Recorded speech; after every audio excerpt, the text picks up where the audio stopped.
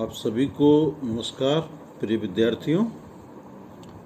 आज हम चर्चा कर रहे हैं महाराजा गंगा सिंह विश्वविद्यालय के बीए पार्ट फर्स्ट सोशोलॉजी के first paper principles of sociology की, और यही पर्चा राजस्थान विश्वविद्यालय में बीए पार्ट फर्स्ट में इंट्रोडक्शन टू सोशोलॉजी के रूप में पढ़ाया जाता है। और दोनों ही विश्वविद्यालयों के पाठ्यक्रम के संदर्भ में जो हमने टॉपिक लिया है वो है सामाजिक स्तरीकरण, सोशल स्ट्रैटिफिकेशन।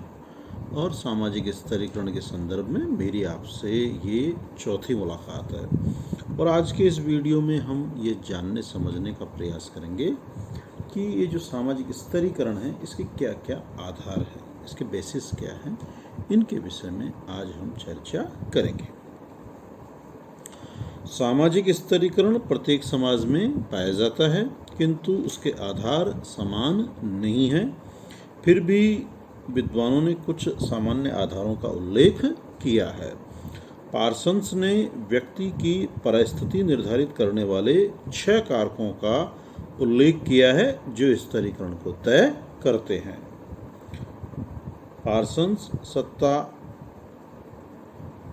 पार्सन्स ने नातेदारी, समूह की सदस्यता, व्यक्तिगत विशेषताएं, अर्जित उपलब्धियां, द्रव्यजात, सत्ता और शक्ति के आधार बताए हैं। वहीं सॉरोकिन और वेबर स्तरीकरण के प्रमुख 3 आधार आर्थिक, राजनैतिक और व्यावसायिक का उल्लेख करते हैं, जबकि कार्ल मार्क्स केवल आर्थिक आधार को ही महत्वपूर्ण मानते हैं। इस आधार पर वो कहते हैं समाज में 2 वर्ग हैं, एक पूंजीपति और दूसरा श्रमिक। समाज विद्वानों ने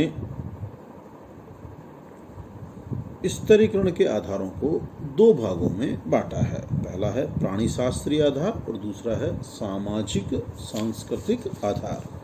पहले हम बात करेंगे प्राणीशास्त्रीय आधारों की, बायोलॉजिकल बेसिस।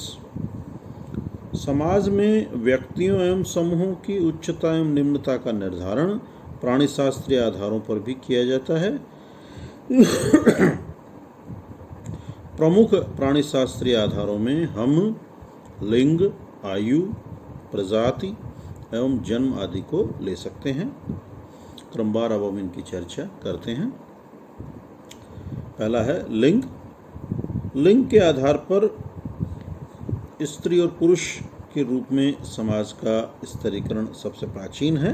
लगभग सभी समाजों में पुरुषों की स्थिति स्त्रियों से उच्च मानी जाती रही है। कई पद तो ऐसे हैं जो केवल पुरुषों के लिए ही निर्धारित है।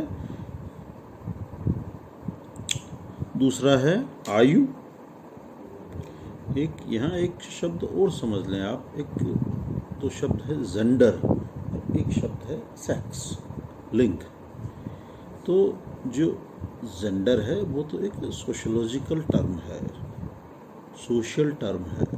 जेंडर का तो सोसाइटी कंस्ट्रक्ट करती है, निर्माण करती है। जैसे बचपन से ही हम परिवारों में देखते हैं कि जो लड़का है, जो लड़की है, उन दोनों के कपड़े, खिलौने, बात करने का ढंग, व्यवहार का ढंग, उनकी क्रिया का ढंग, इसे सोसाइटी निर्मित करती है, परिवार निर्मित करता है, समाज निर्मित करता है कि पुरुष के लिए क्या उचित है, महिला के लिए क्या उचित है। ये तो है कंस्ट्रक्शन ऑफ जेंडर। और जो दूसरा शब्द जो अपन लिंग की बात कर रहे हैं, सेक्स, वो क्या है? बायोलॉजिकल टर्म है। बायोलॉजिकल टर्म मीन्स ये प्रकृति से है कि लड़का है, लड़की है। ये प्रकृति द्वारा निर्मित है, प्रकृति द्वारा देह है। सेकंड है आयु। प्रत्येक समाज में कई पद ऐसे होते हैं जो एक निश्चित आयु के व्यक्तियों को ही प्रदान किए जाते हैं।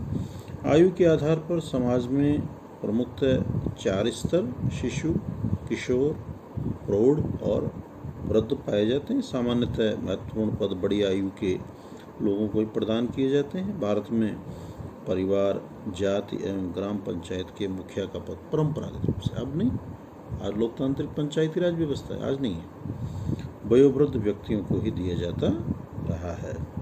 यह माना जाता रहा है कि आयु और अनुभव का घनिष्ठ संबंध है, इसलिए उत्तरदायित्व के कार्य अनुभवी एवं वयोवृद्ध व्यक्तियों को सौंपे जाते हैं। नेक्स्ट है प्रजाति, रेस।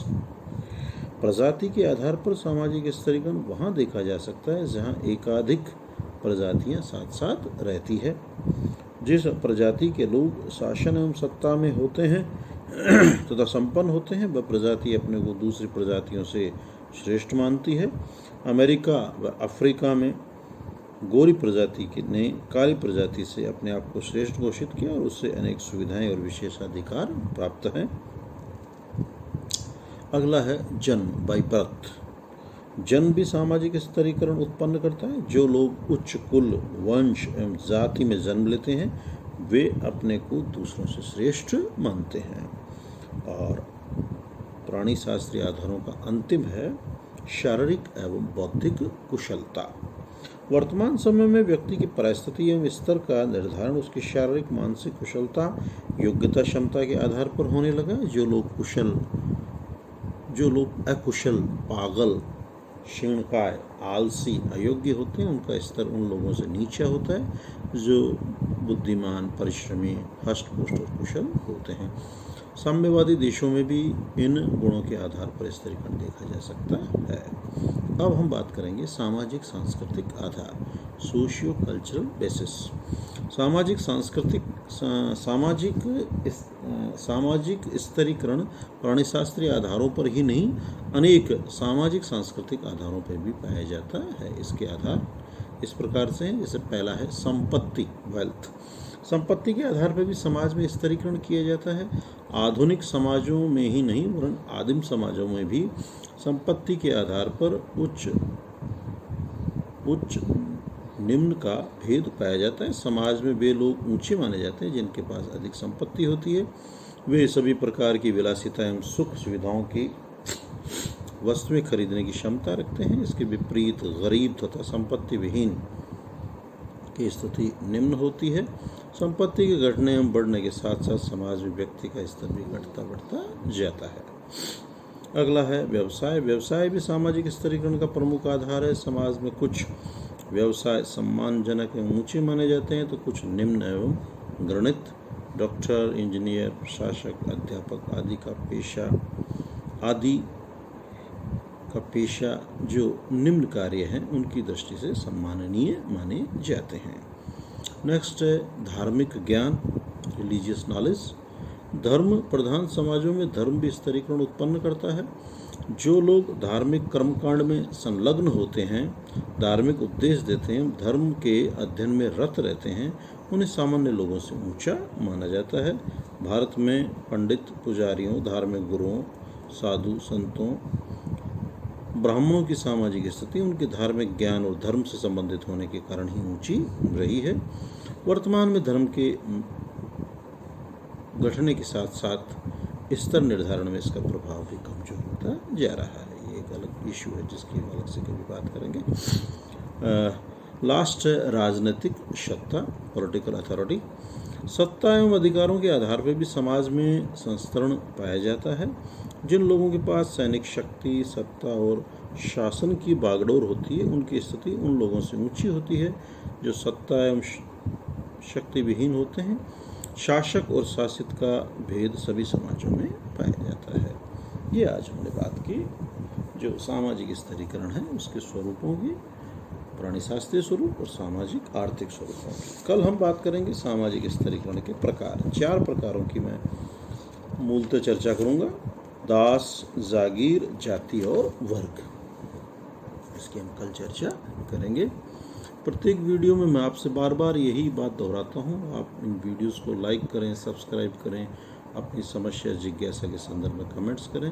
कॉलेज के वेब पोर्टल पे भी सारे वीडियोस हैं और HTE जो हायर एंड टेक्निकल एजुकेशन का जो आपका गूगल के ऊपर होम पेज है, वहाँ पे आपको ये सारे मिल जाते हैं वीडियोस। आप वहाँ से अपने विषय के वीडियोस देखें, समझें, सीखें, पढ़ें। कोई आपकी समस्या है, जिज्ञासा, उसके संदर्भ में आप निश्चित रूप से बातचीत कर सकते हैं, बेझिझक बातचीत कर सकते हैं। कोई परेशानी नहीं है। और दूसरी बात कोरोना की है, तो कोरोना से हमें डरना नहीं है, हमें इसके लिए सावधानी रखनी है। अनावश्यक घरों से नहीं निकलना है बहुत अति आवश्यक है तो पूर्ण सावधानी, मास्क, सैनिटाइज़र, सोशल डिस्टेंसिंग और सरकार की जो गाइडलाइंस है उसके अनुसार ही आप घरों से निकलें, उनकी अनुपालना करें, कठोरता से अनुपालना करें। आप सभी के सुखद स्वस्थ भविष्य की कामना करते हुए आप सभी का आभार, धन्यवाद, नमस्कार।